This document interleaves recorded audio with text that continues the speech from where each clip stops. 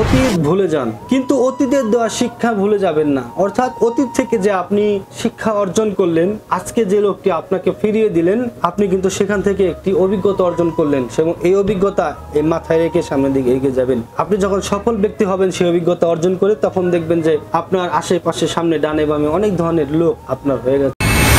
আপনি হয়তো কারো কাছ থেকে অনেক দুঃখ পেয়েছেন, কষ্ট পেয়েছেন, বা আপনার প্রয়োজনের সময় আপনি কাউকে পাননি, কিন্তু এমনও ঘটনা আছে এই পৃথিবীতে ভালোবাসা দিয়ে যেটা অর্জন করা যায় সেটা অন্য কোনো উপায়ে অর্জন করা যায় না। মানুষের জীবনে হিংসা তো আছেই, থাকুক, মানুষের জীবনে কষ্ট আছে, থাকুক, অতীত থাকুক, কিন্তু অতীতকে যদি আপনি বর্তমানের সাথে মিশিয়ে রাখেন তাহলে কিন্তু আপনার বর্তমান অমাবস্য অন্ধকারের মতো কালো হয়ে থাকবে।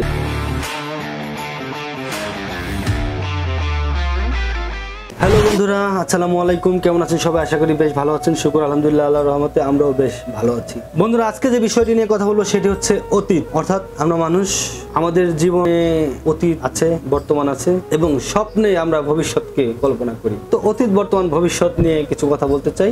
সেটি হচ্ছে আপনার জীবনে আপনি হয়তো কারো কাছ থেকে অনেক দুঃখ পেয়েছেন, কষ্ট পেয়েছেন, বা আপনার প্রয়োজনের সময় আপনি কাউকে পাননি, কিন্তু এমনও ঘটনা আছে এই পৃথিবীতে ভালোবাসা দিয়ে যেটা অর্জন করা যায় সেটা অন্য কোনো উপায়ে অর্জন করা যায় না। অর্থাৎ আপনি একজনের কাছে উপকার আশা করেছেন, সে আপনার উপকার করেনি, তার মানে এই নয় যে সে যদি আপনার কাছে এসে তার ভুল বুঝে আপনার কাছে এসে উপকার প্রার্থনা করে। আমি মনে করি উপকার করে দেওয়া উচিত, কারণ তার মনে তখন এমন ঘটনা ঘটতেই পারে। মানুষের জীবনে হিংসা তো আছেই, থাকুক, মানুষের জীবনে কষ্ট আছে, থাকুক, অতীত থাকুক, কিন্তু অতীতকে যদি আপনি বর্তমানের সাথে মিশিয়ে রাখেন তাহলে কিন্তু আপনার বর্তমান অমাবস্য অন্ধকারের মতো কালো হয়ে থাকবে, এটা আমি মনে করি। এই জন্য আপনাকে ভাবতে হবে কি, আপনার মন অনেক বড় করে, যদি কেউ আপনার জীবনে ভুল করে থাকে তাকে আপনি ফুল দিয়ে সামনের দিকে বরণ করে নিন এবং তাকে আপনার কর্ম দিয়ে বোঝান যে আমি তোমার মতো এরকম অসভ্য লোক নই, আমি আমার ভিতরে কৃতজ্ঞতা আছে, যে আমার জন্য 1 টাকার উপকার করে আমি চেষ্টা করি তাকে 10 টাকার উপকার করবার জন্য। এটি হচ্ছে একটি উদাহরণ। তা আমরা পৃথিবীতে এইভাবেই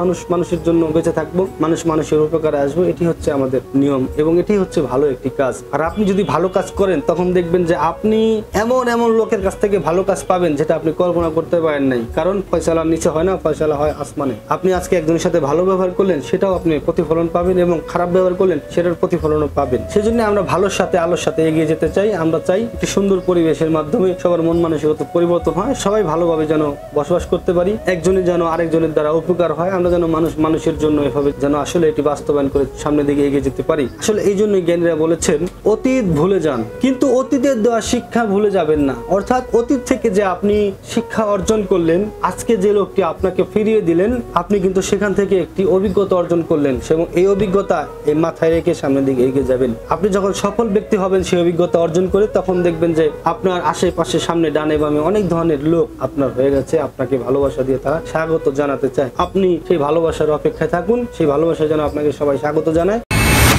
বন্ধুরা, বরাবর জন্য একটি কথা বলতে চাই, আপনারা যে যে পেশায় রয়েছেন না কেন সেই পেশাকে ভালোবাসুন, পেশার সাথে সময় দিন, পেশার সাথে লেগে থাকুন, কখনো হতাশ হবেন না। আজ না পাইলে কাল পারবেন, এটি আপনি বিশ্বাস করবেন। চেষ্টা আপনাকে করতে হবে ওই পর্যন্ত যে পর্যন্ত আপনি না পারবেন সফল হতে। অর্থাৎ আপনাকে যে পর্যন্ত সফল হবেন তখন তো সফল হয়েই যাবেন, আর যে পর্যন্ত সফল হবেন না সে পর্যন্ত চেষ্টা করুন, ইনশাআল্লাহ সফলতা পাবেন। কখনো হাল ছাড়বেন না মধ্যপথে গিয়ে, কারণ আপনি জানেন না যে কখন আপনার বিল্ডিংটি তৈরি হবে। হয়তো বা এমন অবস্থা রয়েছেন যে আর মাত্র একটি ইট বাকি আছে, আপনাকে কিন্তু সেই ইটটি পর্যন্ত অপেক্ষা করতে হবে। যখন সেটা কমপ্লিট হবে তখনই কিন্তু আপনি সেখানে পৌঁছতে পারবেন। সেজন্য ধৈর্য হারাবেন না। বরাবর জন্য একটি কথা বলতে চাই, ধৈর্য হচ্ছে মহত্বের গুণ, আর ধৈর্যের ফল সবসময় মিষ্টি হয়, সেটি মনে রাখবেন। আপনি অনেক মিষ্টি একটি জীবন যাপন করুন, আপনার পারিবারিক জীবনে মিষ্টি ভালোবাসা পান এবং সামাজিক জীবনে আপনি মিষ্টি সম্মান পান, সেই প্রত্যাশা করে আজ চলে যাচ্ছি, কিন্তু যাচ্ছি না। দেখা হবে খুব শীঘ্রই নতুন কোনো বিষয় নিয়ে। ততক্ষণ পর্যন্ত ভালো থাকুন, সুস্থ থাকুন। আল্লাহ হাফেজ।